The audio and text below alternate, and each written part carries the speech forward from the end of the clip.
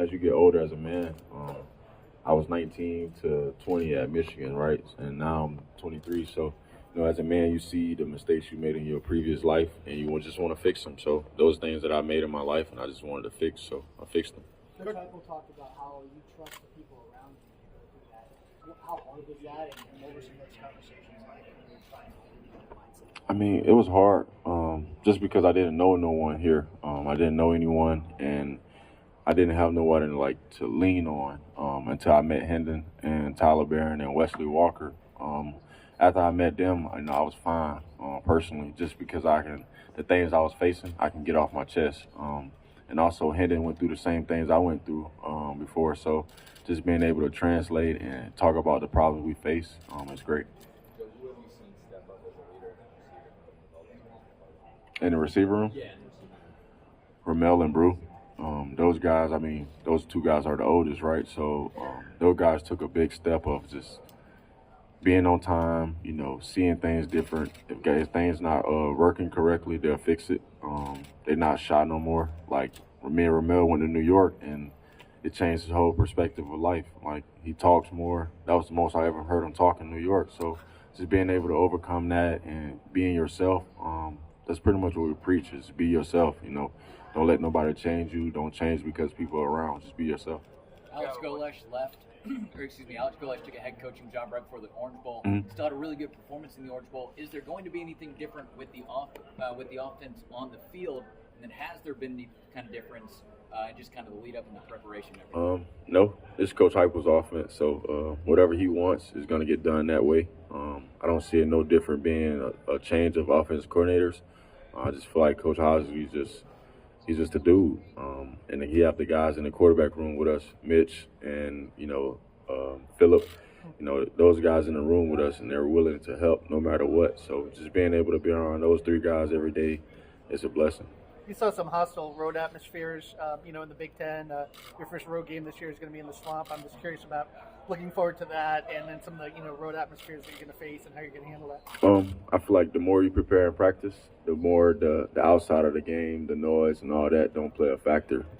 Obviously it get loud in the Swamp, but at the same time, the more you prepare, and throughout that week we'll have loudspeakers behind us, so we'll be able to translate everything and try to make it work. And you're a Florida kid. Are you going to have a little bit of a cheering section, or no? Are you going to have people cheering?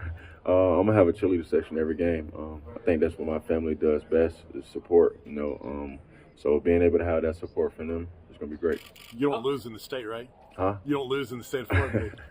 My confidence level that way. I just prepare to win, so no matter what. How big was it for Tennessee beating Florida last year? It was great.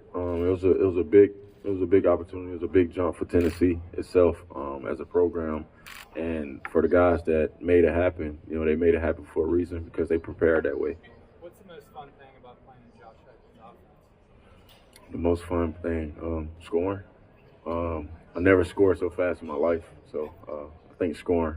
What's the biggest thing you've learned about what it takes to be a quarterback in this conference? You just have to prepare the right way. You're going to have great dudes every game, right? So being able to study that film and understand what guys are going to do before they do it is the best part. Do you think Hendon's best now, or from a teammate's best now, and what it's like to be out there in Southern? No.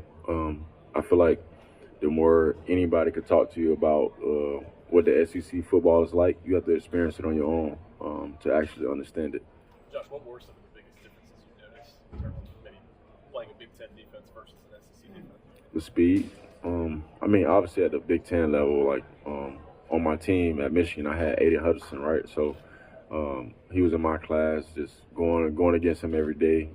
He got faster as the years went by. So now it's just guys that's his size all the time. Like, that's the whole D-line. So, Joe, who are some of the defensive players that have caught your attention since the end of last season?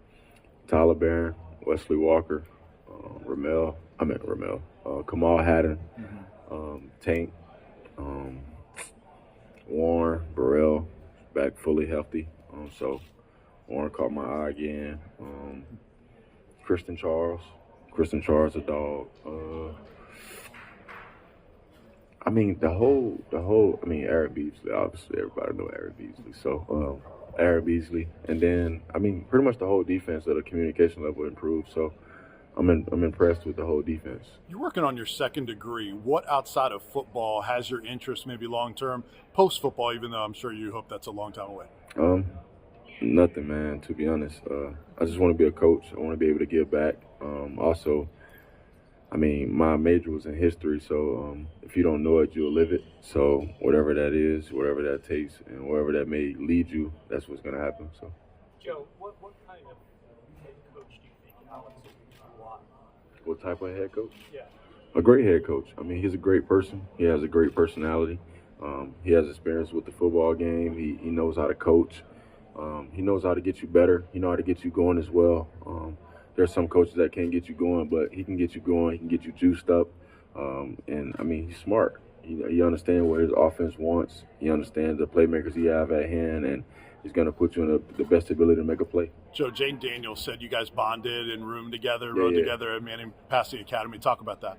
Oh, it was great. You know, our first conversation was talking about the LSU game when we played against them. And we both were just talking about how crazy it was, you know, the experience level of the fans, you know, just the camaraderie about it, just the whole process of the game, you know. But it was great, you know. You get to pick a guy's few brains, and I got to pick his brain a little bit, talk about coverages, talk about different type of footwork, talk about things we both can work on as, you know, as we see it from a different quarterback. What can you work on? And, you know, it was great. Joe, do you know how many interceptions you've thrown as Tennessee's quarterback? 0. You proud of that? I mean, any quarterback should be proud of that. Personally, I feel like, you know, you take care of the ball and you know, make things happen that way. I feel like your offense can be successful that way. Does it say something about your decision making? No, that's just say something about my coaches. They put me in the right situation at the right time. Kirby Smart said something about he likes his quarterbacks to be good decision makers, and some schemes are just about the scheme and not the decisions. Right. When you hear something like that about your offense and what Coach Hyde is doing, what do you think about the decisions that you guys have to make in split seconds? I mean, that's something we preach every day in the quarterback room. Coach Housley said he preaches it a lot. You know, don't judge the outcome, just decision making. You know, have a reason for what you're doing. So, you know, whatever it takes in our offense, if you have a play to the right or a play to the left, you know, have a reason for going either way you choose, right? But, you know, go through your read of the week, you know, take care of it. Take care of it how you would take care of it if you had a family, right? So just approach it the same way and, you know, attack that play, go hard 100% the whole time, because if you're wrong, you know, be 100% wrong, right? But attack it at the same speed you would if you was right. What's the biggest